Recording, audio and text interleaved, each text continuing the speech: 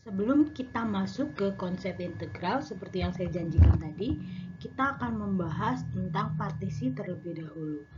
Nah, apa sih partisi? Jadi kalau misalkan kita punya himpunan tertutup dan terbatas, di sini intervalnya AB, atau kalau saya pakai contoh, misalkan saya punya contoh 0,10 gitu ya, interval terbatas, misalkan ini I intervalnya 0,10.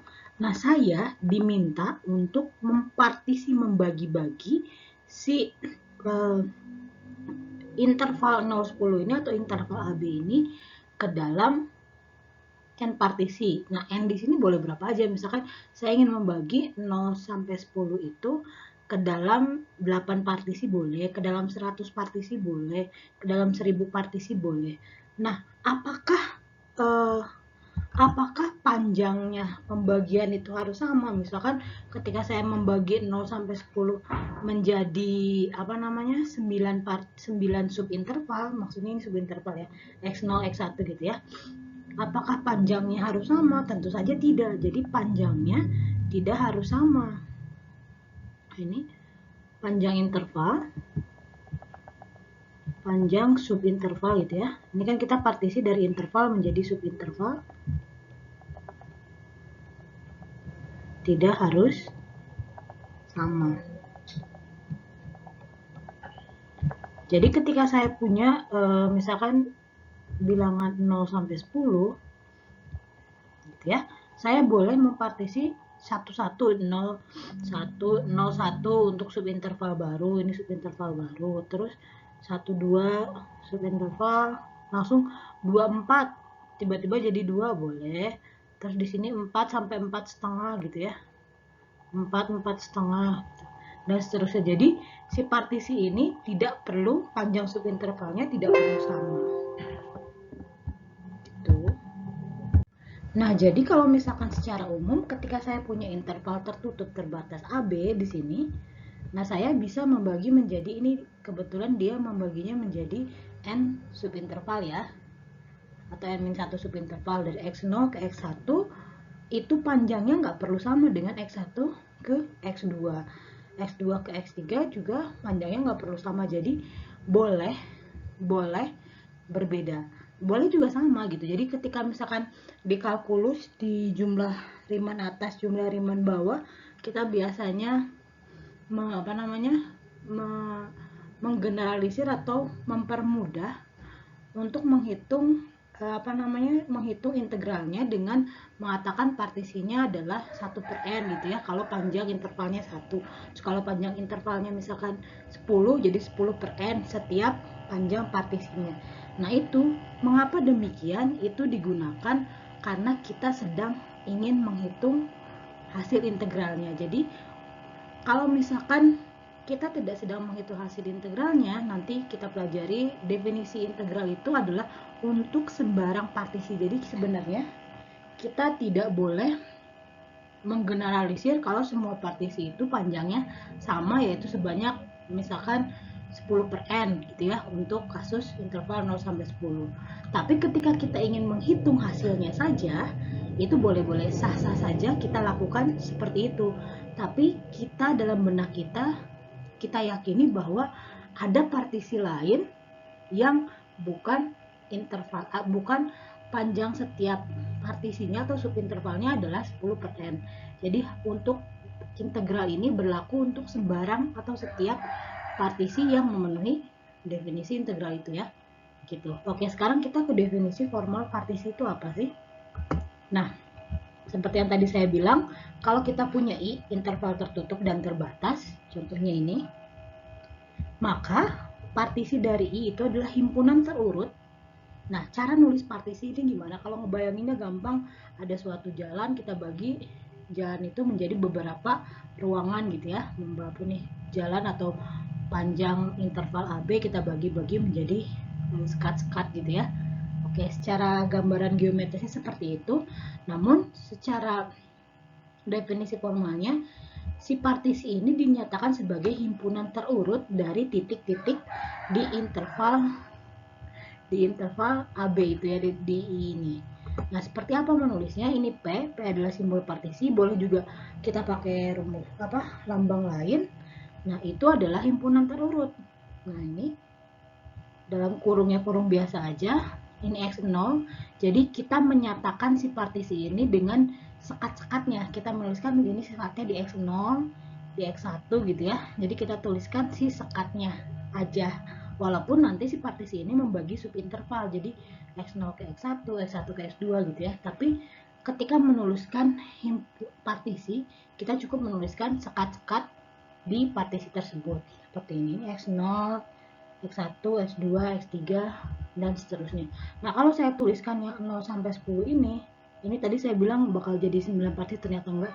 0, 1, 2, 4, 4 setengah, 9, 10 gitu ya.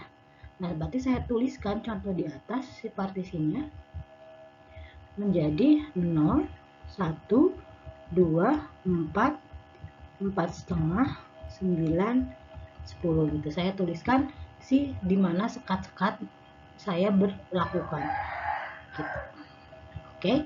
Nah, dengan syarat penulisan ini dengan syarat harus berurutan. Jadi yang lebih kecil yang sebelah kiri pada intervalnya dituliskan terlebih dahulu. Jadi ini 0, 1, 2 harus berurutan.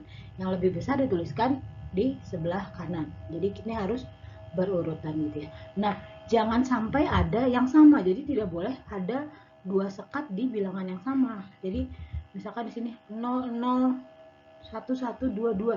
Tidak boleh karena ini bukan himpunan tapi pasangan berurutan. Oke. Nah, seperti yang tadi saya bilang tadi, si partisi P ini membagi interval AB menjadi subinterval yang tidak saling beririsan.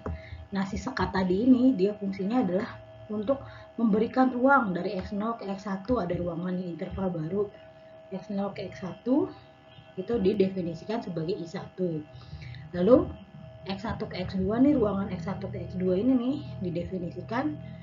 Jadi semua bilangan dari X1 sampai X2 didefinisikan sebagai I2 dan seterusnya sampai semua bilangan dari Xn-1 sampai Xn didefinisikan atau dituliskan menjadi In dalam interval tertutup terbatas juga seperti ini.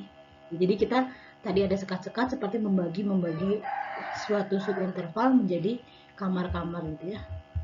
Oke. Nah, selain menuliskan bentuk partisi seperti ini dalam bentuk pasangan himpunan terurut seperti ini, kita juga boleh menuliskan si partisi ini dalam notasi lebih singkat lagi. Kalau misalkan ternyata kita punya 1000 sekat, kan susah sekali ya menuliskannya 1000 sekat.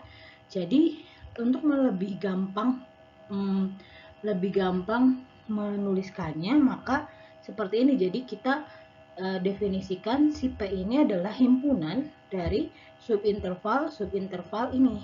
Jadi XI-1 dari sini kan, X sampai XI, dia mulai I-nya dari 1 sampai N dia bergerak. Jadi ini adalah partisi adalah terdiri dari himpunan subinterval XI-1 sampai dengan XI dengan tertutup terbatas, dia dari I1 sampai N. Jadi dia si partisi P ini memuat semua subinterval ini. Oke, kebayang ya? Kebayang kita punya suatu interval seperti ini. Lalu kita diminta membagi si interval itu menjadi subinterval yang lebih kecil. Oke, dengan subinterval itu tidak saling beririsan. Lalu dia seperti membentuk kamar-kamar. Jadi ini titik ujung dari subinterval ini yang sebelumnya sama dengan titik awal ujung dari subinterval setelahnya gitu ya. Jadi X0, X1, X1, X2 dan seterusnya. Jadi dari A sampai B itu semua bilangan dari interval AB semuanya termuat di sini. Jangan sampai ada yang terlewat gitu ya. Oke. Nah, selanjutnya kita ke contoh dari partisinya. Nah, sebelum ke contoh, kita pelajari dulu apa sih norm dari partisi. Nah, jadi kalau kita punya partisi P, nah panjang terbesar dari subinterval yang membagi partisi tadi, ya dari X0 ke X1, X1 ke X2, Xn ke Xn-1 itu, Xn1 ke Xn, kita cari mana yang paling besar. Jadi contohnya seperti ini. Contohnya tadi kan kita punya I-nya adalah ya 0,10 gitu ya. 0,10 definisinya ini tertutup. Nah, saya ingin punya partisi P tadi adalah 0, 1, 2, 4, 4 setengah, 9, 10 gitu ya. Nah, partisinya seperti ini. Berarti subintervalnya adalah I1 nya adalah apa? 01, lalu I2 nya adalah 12, oke. I3 nya adalah 24 gitu ya. Lalu I4 nya adalah 4,4 setengah, oke. I5 nya adalah 4,5,9 ya, 9. Lalu I6 sama dengan 9,10. Jadi ada 6 subinterval yang dibuat dari partisi P ini. Oke. Nah, sekarang dari subinterval ini yang mana yang paling panjang subintervalnya? Oke, kita lihat. I1 panjangnya adalah 1. I2 adalah panjangnya 1 juga ya, 2 dikurangi 1. Ini 2 dikurangi 4 berarti panjangnya adalah 2. Lalu ini 4 setengah, panjangnya adalah setengah.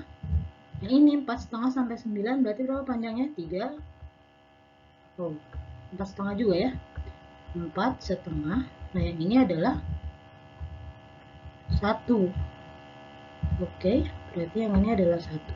Sehingga norm dari P ini ketika saya nyatakan di sini norm atau panjang terbesar dari subinterval yang membagi partisi 0,10 yang didefinisikan oleh P ini, dia adalah berapa? 1, 2, 2 setengah, 1, 1, 2 setengah, 4 setengah, berarti 4 setengah. Jadi panjang terbesarnya adalah norm partisi, ini kurang lengkap, norm partisi P adalah panjang terbesar dari membagi interval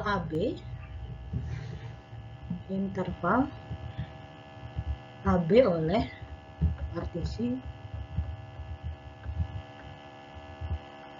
P gitu ya. Oke, P-nya nggak cantik.